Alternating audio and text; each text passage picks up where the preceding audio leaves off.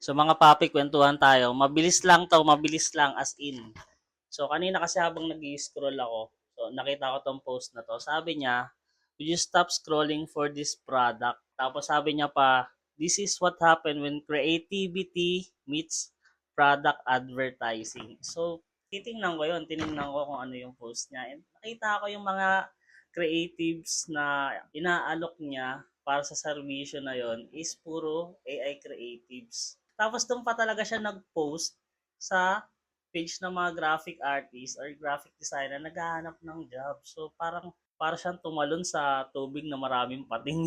So ang reaction ko dito mga papi is sobrang negative kasi yung mga creative na inaalok niya para sa service nung post na yon is puro AI creatives, as in solid AI creative siya.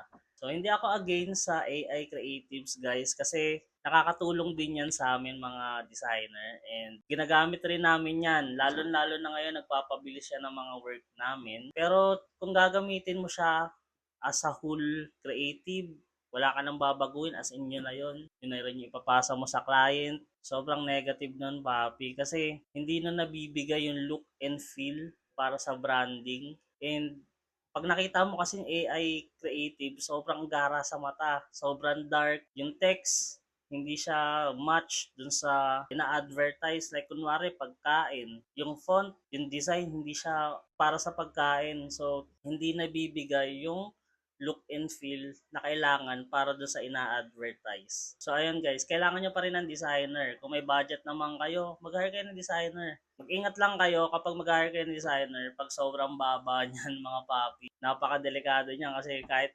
minsan, ang dami ko nakikita, 500. Meron pa nga ako nakita 75 eh. Pinost. Pero nakakita 75, pinost pa eh. So, di ba, mag-ingat lang kayo pag naghanap kayo ng graphic designer, pag nag-hire kayo ng graphic designer. Make sure na legit yung artist na yon. So, nasa pag-uusap nyo na yan. And, ayun. Yan lang mga papi. Ingat kayo. Kita-kit sa next video.